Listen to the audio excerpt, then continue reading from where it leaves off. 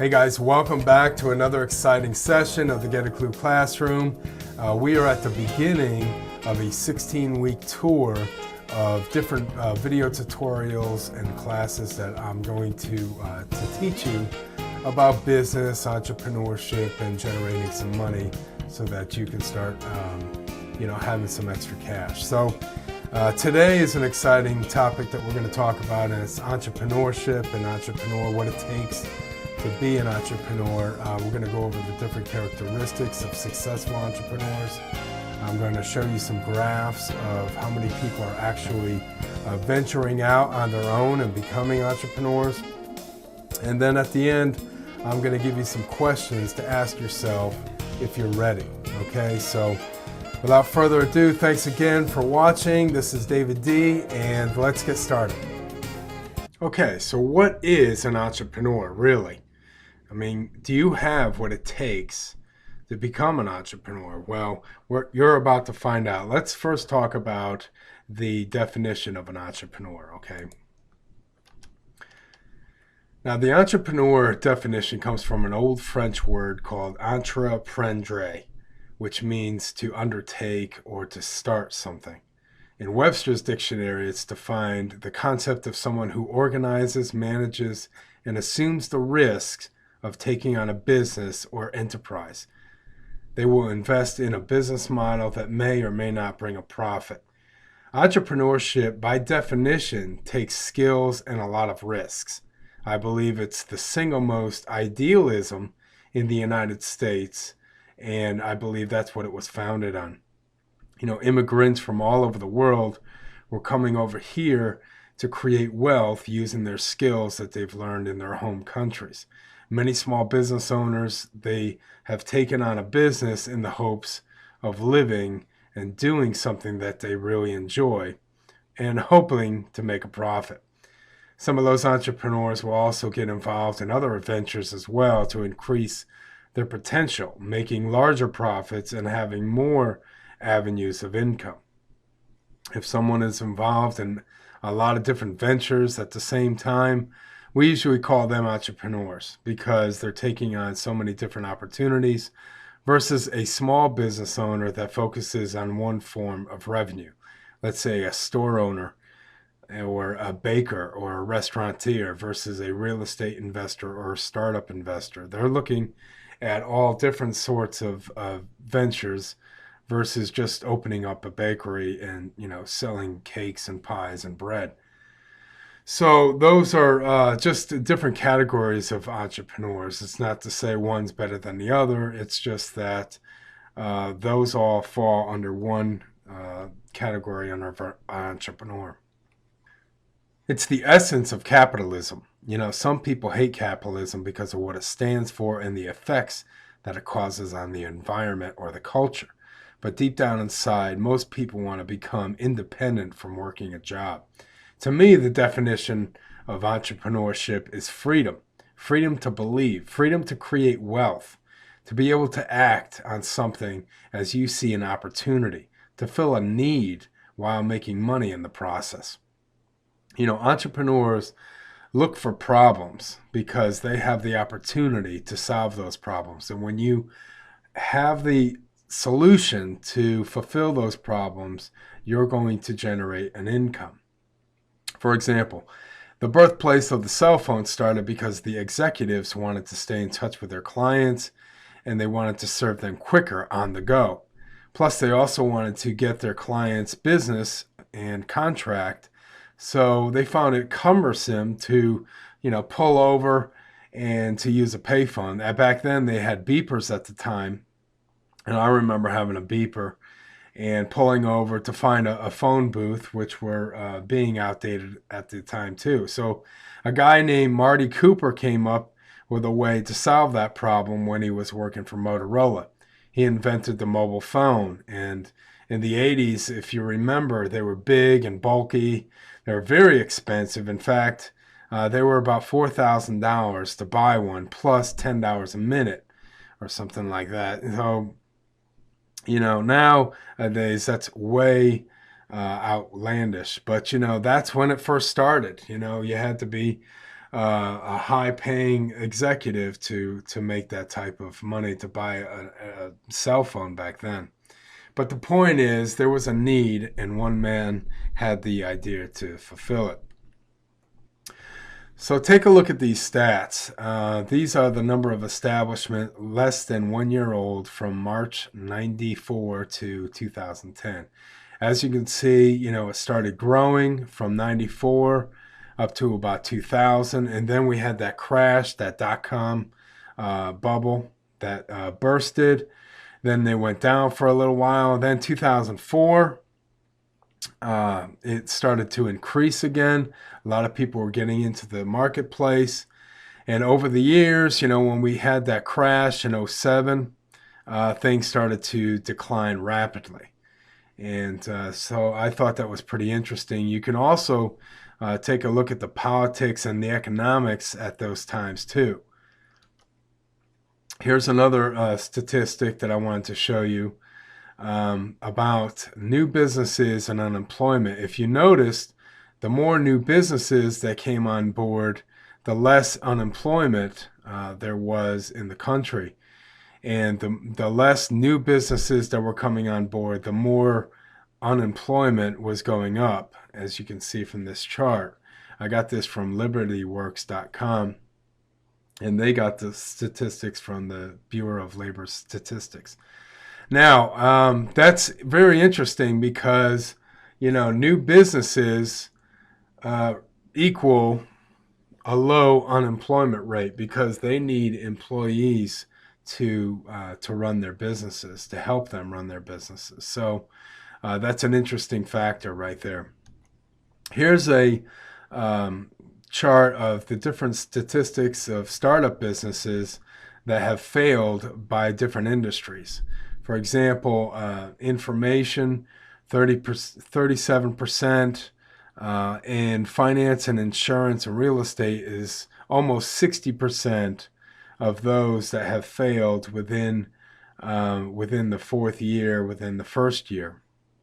So it's very observing that you want to take a look at this. You can go over to statisticbrain.com/startup failure by industry.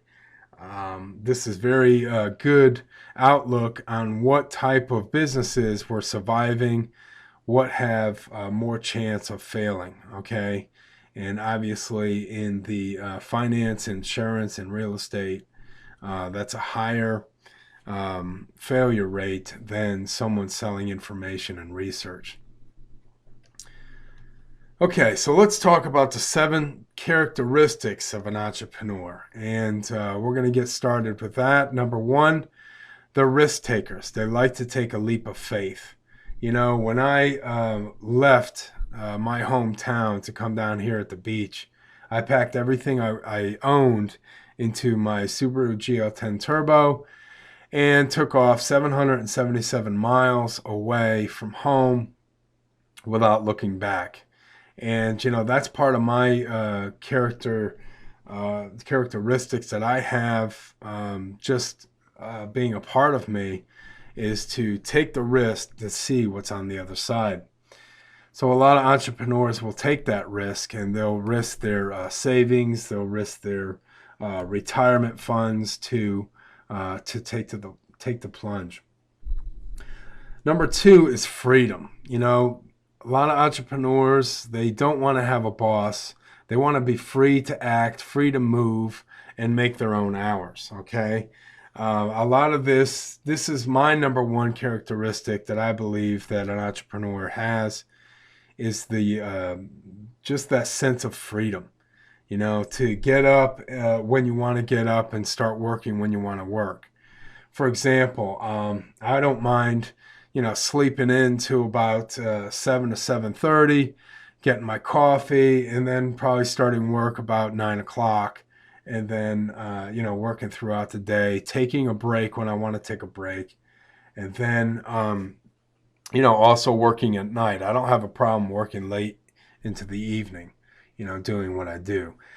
But the biggest thing is not having a boss telling me what to do all the time. However, I have to say this with a fine line, that you're always going to have a boss, and the boss is your customer, your clients, and the regulators of the state and the federal government too. So it is a kind of a myth, but you really don't have a boss looking over your shoulder and criticizing everything, every little thing that you're doing on the job. Number 3 is they're an independent, okay? That's one of the great characteristics of an entrepreneur is they like to work independently. They don't work well with others, you know. They may do it for a time. You know, maybe you're working with coworkers and they don't want to do the job, and you know that as a team that you're responsible, and if it doesn't get done, the whole team is going to get yelled at and perks are going to be taken away. You know, I've seen this done in my own life that, you know, you really want to work independently. You can do a better job. And if somebody would just, you know, let you be and do what you want to do, how you want to do it, as long as the job gets done. So a lot of entrepreneurs are very independent when it comes to working. Number 4 is leadership. You know, they have leadership skills, they have leadership traits. More likely, they're a type A personality. They don't have time for incompetence. They're very passionate at what they do, and they're very task oriented. Okay, you know, leadership, they're able to talk to their managers, talk to their mid-level managers and say, look, this is where we're going, and this is what you need to do to make that happen. And a lot of times, you know, they hate incompetence. You know I'm one of those, that if people are getting paid to do something, they should know their job inside and out. And they should not always be asking the question, well, how do I do this? And how they need to figure it out. And that's part of the character trait of an entrepreneur is they don't have time to put up with people that don't have the competence to do their own job, okay? Number 5 is they're organized. They lay out their priorities and their daily tasks, even weekly and monthly, and even annually and yearly. Now, so one of the characteristics of being organized for an entrepreneur is very beneficial for them in their business. Okay, they really have to sort out and prioritize what's most important. Okay. For example, in an online business, you know, what's the most important thing that people need? They need a website. You know, if you're just getting started online, you have to create content. That's one of your priorities. That's one of your top priorities. And then you have to get traffic to that content and start sharing that. Okay, so there's a lot of different things that you can do to organize your online business if you're going to get into that, if you're looking into doing that route. And priorities are very important when it comes to organization. Also, number 6 is they're visionaries. They will draw out a vision and a plan for others to follow. A lot of times I've heard the term vision casting, and that is casting this vision for their company, for their employees and their managers. And they will come out with a plan. They'll give you the vision. This is what I want to do. And a lot of times they'll have a plan already in place on how they want to have that accomplished. Now, other times they'll have the vision out there, and then they'll have other people alongside of them that they know and trust, that they'll ask them for help, saying, how can we get this vision off the ground? What kind of groundwork, what kind of plans do we need to see this vision come to pass? So, number 6, they're visionaries. Number 7, they're very compulsive. Now, this goes back to, type A personality. They're very determined, they're very habitual, and they're very obsessive about their business. A lot of entrepreneurs, they've started out, in their spare bedrooms. Then they moved, they started to grow. They started to get more people involved. And the more people involved, the more demand. And the more compulsive they get, the more determined they are to win and the more obsessive they can be, which, a lot of entrepreneurs, to be honest with you, if they don't have a lot of people skills, they can be very, very cranky to get what they want. Okay. Here's a chart that I came across over at the Harvard Business Review, and it's the different character traits. What they did with this survey, they took a control group of 17,000 people, serial entrepreneurs, and they tested the different surveys, asking them different questions on where they fit their best strengths and weaknesses. I thought this was interesting because they were high averages on persuasion, leadership, personal accountability, goal oriented. And if you notice, we just talked about this, the interpersonal skills were very low. Okay. And what I thought was interesting about this chart in this case study was the low amount of problem solving. Because I always thought that entrepreneurs, including myself, was good at problem solving, especially you have this vision. How are you going to make this thing accomplished? How are you going to get your product out there and things like that? Or if somebody else was having a problem, analyzing their problems and giving them some solutions. So I was kind of shocked by that. Another thing that I was surprised about was the lack of empathy that they have for other people, whether it's their workers underneath them, their managers, or even the customer themselves. They're just so focused on their goals and meeting those goals that they have little empathy and little time to even think about that. Okay, so let's start asking you some questions to find out if you really want to become an entrepreneur. And these are the questions that I came across because, it's something that I've learned over the years, okay, that you definitely need to know this, okay? Number one, do you have a product that will meet mass demand, okay? For example, mops that will reach every household in America and around the world? Or do you have something that's going to focus on a specific niche, a specific target market? Now, I just came back from an expo, an invention expo, where they had all these inventors there up in Pittsburgh. And a lot of those products only met a certain few sections of people. So they didn't reach the mass markets. So that's something you definitely want to get into. Now, we understand that niche markets do work, but that niche market has to be like a massive market. For example, the weight loss is a niche market, but it's a massive market, okay? You see what I mean? So you definitely want to have a product that meets mass demand. Also, can you provide a unique service to solve a problem? Now, what are the problems that you can solve offering a service? Can you save someone some money somewhere? Can you offer your consulting? Can you consult with people to show them how to, eradicate their expenses?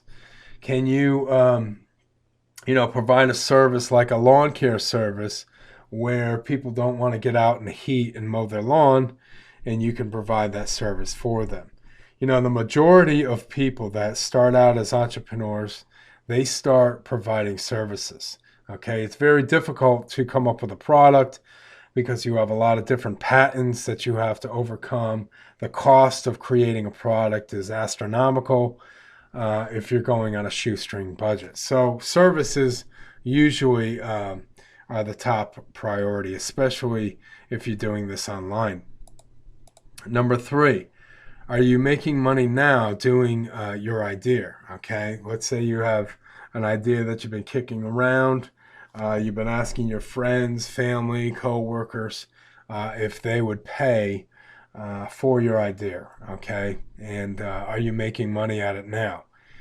A lot of entrepreneurs, they start out part-time. This is something they do on the side, maybe late at night, burning the midnight oil, and coming up with a service, something that they can do while they're working at their full-time job. It's very important that you're making money at this right now before you venture out making no money at all.